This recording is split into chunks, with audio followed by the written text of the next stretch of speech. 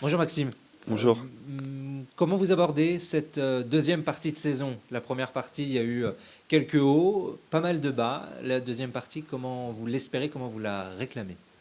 Bon, la deuxième partie, elle est simple, c'est il faut terminer minimum à la 10e place à la 22e journée. Donc il nous reste 11 matchs pour prendre un maximum de points et terminer devant deux adversaires pour rester à ce niveau l'année prochaine.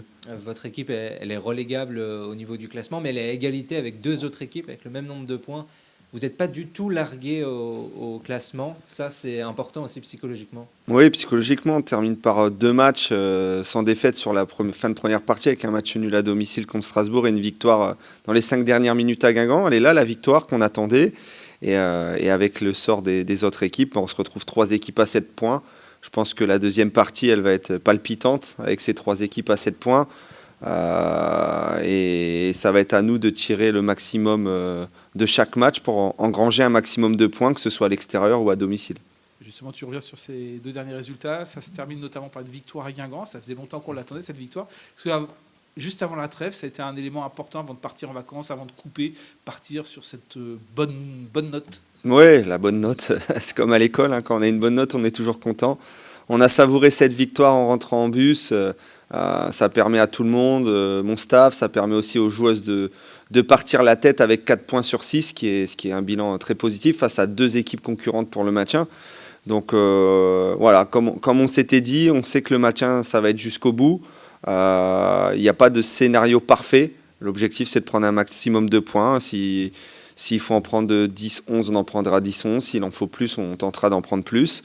Et puis derrière, ça nous a permis aussi de couper pendant à peu près une dizaine de jours avec la tête tranquillement, on va dire, avec l'esprit serein et savoir qu'on n'est pas largué par rapport aux équipes devant nous. On est tous à égalité et on espère qu'il y a peut-être même une équipe encore devant ce trio qui va peut-être nous rejoindre.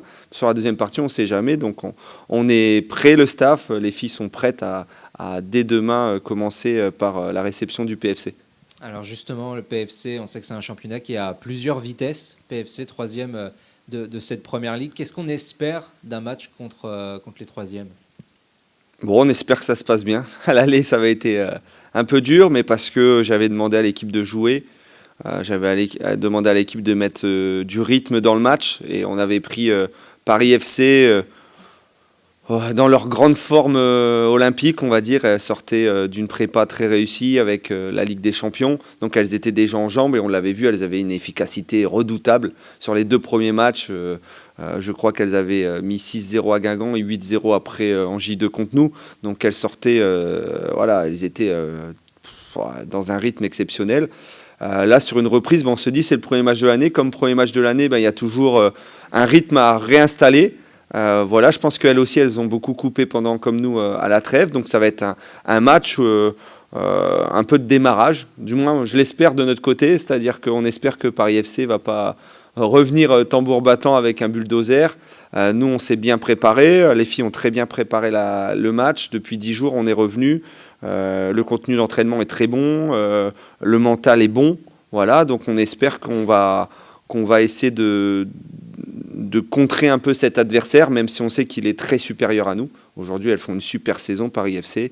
Et nous, on va essayer de jouer avec nos armes et de tenir le plus longtemps.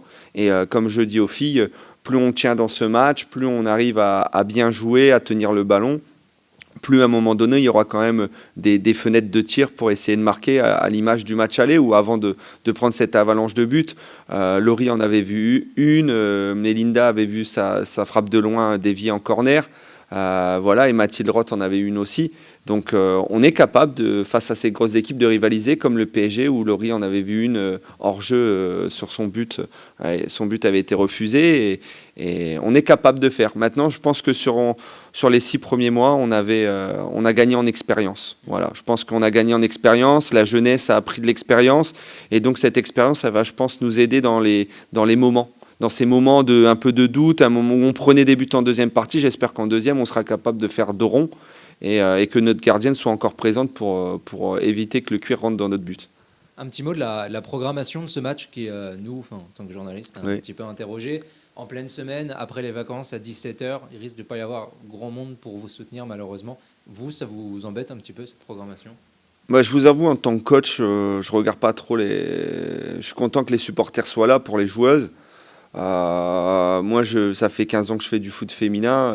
On a été sur des matchs avant, en D1, avant que ce soit l'Arkema Première League, la première division. Il y avait 100 personnes, 50 personnes en fonction des déplacements. Donc aujourd'hui, oui, à 17h, ben, c'est peut-être pas un bon horaire. Après, c'est pas nous qui le choisissons. Moi, je sais que les filles aiment enchaîner plus les matchs. Je pense que quand on est compétitrice, comme elles le sont, enchaîner des matchs tous les 3 jours, c'est génial. Donc elles vont jouer PFC mercredi, elles joueront QRM en Coupe de France dimanche. Donc je pense qu'elles sont contentes et je pense que quand même nos supporters, ils restent assez fidèles. Donc on aura quand même notre petit groupe de supporters là qui donne de la voix ce mercredi. Mais quand on parle, je sais pas, médiatisation du championnat, il y a eu changement de nom aussi, voilà, modernisation. Là, on joue pas vraiment, on joue un peu contre notre camp, on a l'impression, dans la pratique féminine du foot, quoi, dans la médiatisation. Ouais, après on était l'un des seuls clubs et on est, je crois, on reste le seul à jouer dans l'enceinte des garçons, dans un vrai stade aux normes Ligue 1. Donc ça, c'est en termes de médiatisation, c'est très bien pour l'image. Après, c'est sûr qu'aujourd'hui, il faut prendre son temps. C'est comme tout. On va pas remplir le stade Océane 22 000 spectateurs en un match. Voilà, mercredi 17h, je pense que tout ce qui est club féminin autour du club, Gonfreville, Octeville, Montivilliers, je pense que le mercredi après-midi, ça peut les toucher. Quelquefois, on remplace une séance. J'ai été éducateur dans des clubs amateurs. Des fois, quand il y avait le gros match du club pro, on faisait pas séance, on se donnait rendez-vous au stade et on allait voir l'équipe pro jouer. Donc ça, je pense que ça peut toucher les clubs amateurs autour et ça peut faire que ça se remplisse un peu. Alors, Maxime, on arrive en période de mercato. Est-ce que vous avez des besoins, des envies, des souhaits pour cette période de recrutement? Bon, on a un départ, on a Chloé Ngazi qui est partie, on a récupéré Laetitia Philippe, on a récupéré un Salomé et puis Eva Kouache juste avant la trêve. Je pense que c'est notre mercato. Après, avec Laure Lepailleur, la manageuse, on a des besoins comme toute équipe. Quand on est avant-dernier et qu'on lutte pour le maintien, on a toujours des besoins. Hein. Donc, et même si on était premier, on aurait encore des besoins. Donc tout le monde a des besoins. Maintenant, j'aime pas spécialement cette fenêtre de janvier parce que on étudiait les profils comme ça en pleine saison.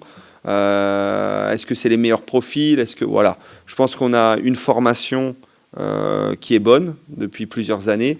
Je pense qu'en première partie, les jeunes ont montré. On a eu encore Thaïs Gallet qui rentre face à Guingamp et qui est pratiquement à l'origine ou qui permet que Madeleine mette la tête. Voilà. Et aujourd'hui, je pense qu'on va plutôt s'orienter sur l'émergence de la jeunesse que de pouvoir recruter des internationales ou des trentenaires qui peut-être dans notre tête ferait du bien en groupe, un peu d'expérience, un peu plus. Mais aujourd'hui, je ne pense pas que le contexte est favorable à l'arrivée de telles joueuses au sein de notre effectif.